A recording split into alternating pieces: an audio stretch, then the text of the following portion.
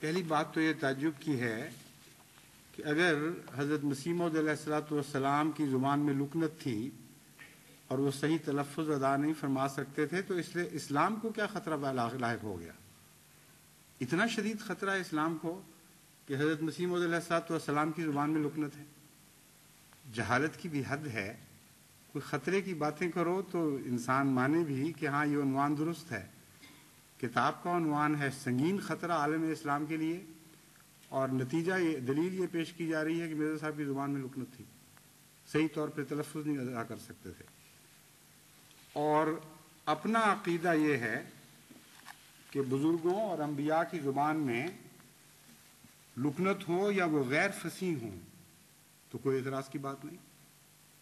چنانچہ قرآن کریم نے حضرت موسیٰ علیہ الصلاۃ والسلام کے متعلق یہ لفظ بھی استعمال فرمایا ہے، ان کی زبان سے اقرار کروایا، ہوا افصح منی، میں فصیح کلام نہیں کر سکتا، ہارون فصیح کلام کر سکتا ہے، مجھ سے زیادہ فصیح ہے۔ تو ایک کم فصیح کو کیوں چن لیا تو نے؟ ایک لکنت والے کو کیوں چن لیا؟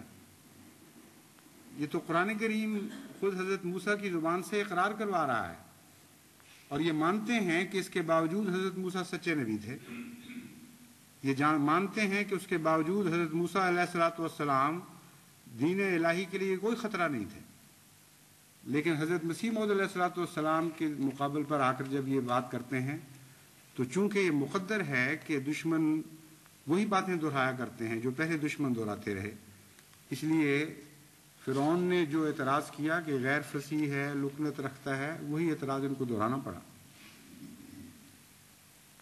اور تفاسیر میں بھی انہوں نے لکنت اور زبان کی دقت کے متعلق بہت سے قصے لکھے ہوئے ہیں۔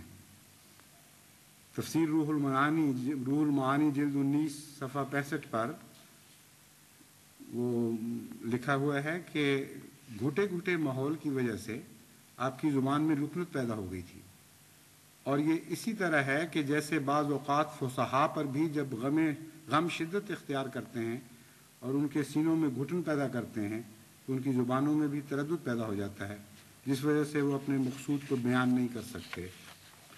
بہرحال وجہ کچھ بھی پیش کی جائے، حضرت موسیٰ علیہ الصلوۃ والسلام کی زبان کے متعلق فتح القدیر جز ثالث 363 پر، تفسیر جلالین 408 صفحے پر، تفسیر الخازن جز ثالث صفحہ 237 پر، اور اسی طرح دیگر تفاسیر میں پڑھنا ہو تو ہر پڑھنے والا شوق سے اس کا مطالعہ کر سکتا ہے۔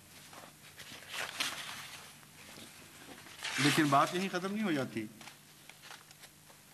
اسلام میں بھی ایسے مسلمہ بزرگ ہیں جو عظیم الشان مقام رکھتے ہیں، جن کے متعلق یہی گواہی پائی جاتی ہے۔ حضرت بلال کو یہ بھول گئے جن کو حضرت عمر رضی اللہ تعالیٰ عنہ سیدنا بلال کہا کرتے تھے، اور جب وہ اشہد ان لا الہ الا اللہ کی بجائے اشہد ان لا الہ الا اللہ پڑھتے تھے تو بے اختیار صحابہ کی آنکھوں سے آنسو جاری ہو جاتے تھے، غصہ نہیں آتا تھا۔ وہ حضرت بلال کو اس کے نتیجے میں اسلام کے لیے خطرہ قرار نہیں دیتے تھے، اور سنگین خطرہ قرار نہیں دیتے تھے، بلکہ شدت غم سے وہ تڑپتے تھے اور بلکتے تھے، کیونکہ ان کو یاد آ جاتا تھا کہ اسی طرح اسی آواز کے ساتھ حضرت صلی اللہ علیہ وآلہ وسلم کے زمانے میں بھی بلال اشہد ان لا الہ الا اللہ ہی پڑھا کرتا تھا۔ حضرت حسین رضی اللہ تعالیٰ عنہ کی زبان میں لکنت تھی۔ تفسیر روح المعانی جز 16 صفحہ 183 پر لکھا ہے، حضرت حسین رضی اللہ تعالیٰ عنہ کی زبان میں لکنت تھی، اور حضرت صلی اللہ علیہ وآلہ وسلم نے فرمایا کہ حسین نے یہ لکنت اپنے چچا موسیٰ سے ورثے میں پائی ہے۔ اور امام مہدی کے متعلق کیا لکھا ہوا ہے؟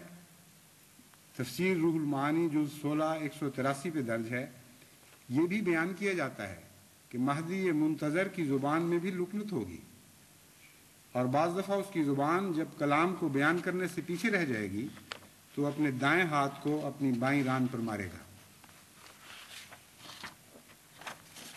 تو اگر امام مہدی نے خطرے کے طور پر ہی آنا تھا پیشگوئیوں کے مطابق تو پھر اس خطرے کو قبول کرنا پڑے گا۔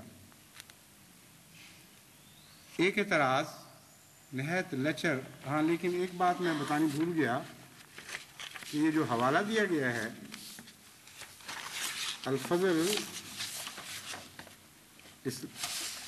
الفضل مورخہ 14 ستمبر 1938 یا 28 ہے، 38 ہے غالباً، 38 کا حوالہ ہے، اور آپ الفضل اٹھا کر دیکھ لیں، الف سے لے کر یہ تک اس کا ذکر ہی کوئی موجود نہیں، حوالہ بھی فرضی ہے سارا۔ عجیب یہ ہے، حکومت ظلم کی بھی حد ہوتی ہے کہ اتنا فرضی قصہ گھڑا ہے کہ کوئی اس حوالے کا ذکر اذکار ہی موجود نہیں ہے سارے الفضل میں، نہیں اس مضمون کا، اور اپنی طرف سے باقاعدہ دنیا کو دھوکہ دینے کے لیے ایک حوالہ گھڑ لیا۔ ایک اعتراض یہ ہے کہ مرزا صاحب ابتدائی تعلیم اپنے گاؤں میں حاصل کرنے کے بعد سیالکوٹ میں ڈپٹی کمشنر کے دفتر میں جونیئر کلرک کی حیثیت سے ملازم ہو گئے، جہاں انہیں 15 روپے ماہانہ تنخواہ ملتی تھی۔ بعض اہل قلم نے لکھا ہے کہ مرزا کو گھر کا کچھ مال غبن کرنے کی پاداش میں ان کے باپ نے گھر سے نکال دیا تھا، اور اسی وجہ سے انہیں قادیان سے نکلنے اور سیالکوٹ میں معمولی سی ملازمت اختیار کرنے پر مجبور ہونا پڑا۔ تقریباً 4 سال تک انہوں نے یہ ملازمت کی اور 1885 میں اسے خیر بات کہا۔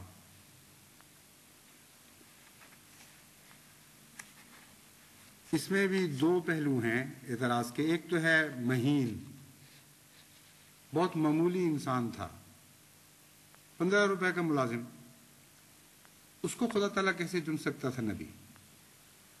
وہی فرعون والی بات یہاں دہرائی گئی۔ اور پھر دوسرے یہ کہ نوکری کی، نبی جو بننے ہوتے ہیں وہ تو کسی غیر کی نوکری نہیں کیا کرتے۔ تیسرا اس میں یہ افتراء ہے سراسر کہ حضرت مسیح موعود علیہ السلام نے نعوذ باللہ من ذالک اس زمانے میں کوئی چوری کی تھی اور وہ گھر سے نکل گئے تھے۔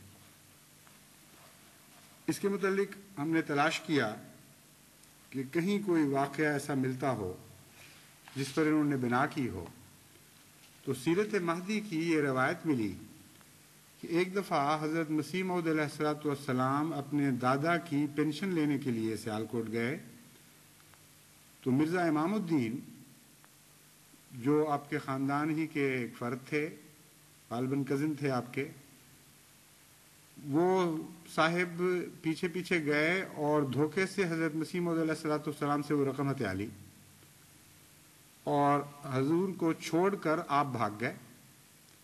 اس شرمندگی کے نتیجے میں حضرت مسیح موعود علیہ السلام قادیان واپس نہیں گئے اور یہ بہتر سمجھا کہ ملازمت کر کے میں گزارا کر لوں بجائے اس کے کہ اس نقصان کے بعد میں گھر والوں کو منہ دکھاؤں۔ یہ واقعہ ہے آپ کے بھول پن کا، آپ کے تقوی کا، آپ کی حیا کا۔ اور دھوکہ دینے والا نہ صرف یہ کہ احمدی نہیں تھا بلکہ شدید مخالف تھا۔ چوری وہ کرتا ہے اور الزام مسیح موعود علیہ السلام پر۔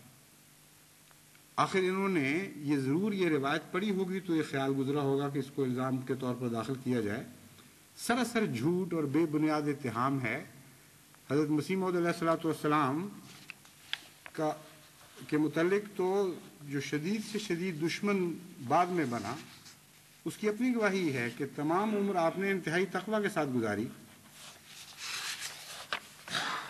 لیکن اس سے پہلے میں آپ کو یہ سمجھا دینا چاہتا ہوں کہ یہ الزام لگایا کیوں انہوں نے چوری کا۔ یہ الزام اس لیے لگایا کہ یہ عادی ہیں، نبیوں پر بھی الزام لگانے کے عادی ہیں چوریوں کے۔ کجا یہ کہ کسی کو غیر نبی مانتے ہوں، کجا یہ کہ کسی کو مفتری سمجھتے ہوں۔ جس کو مفتری کہیں گے اس پر تو بڑھ بڑھ کر الزام لگائیں گے ہی، انبیاء کو بھی نہیں چھوڑتے۔ چنانچہ قرآن کریم میں حضرت یوسف علیہ السلام کے متعلق جو واقعہ آتا ہے کہ بھائیوں نے کہا کہ اس سے پہلے یعنی اس کے بھائی یعنی حضرت یوسف نے بھی چوری کی تھی، تو ظاہر بات ہے کہ وہ ایک جھوٹا الزام کے طور پر قرآن کریم نے پیش کیا ہے، نہ کہ اسے تسلیم کیا ہے۔ یہ بتانے کے لیے پیش کیا ہے کہ انبیاء پر جھوٹے الزام لگا کرتے ہیں، اور دل آزاری کی جاتی ہے۔ اس واقعہ کو خود بدقسمتی سے بعض مسلمان مفسرین نے تسلیم کر لیا ہے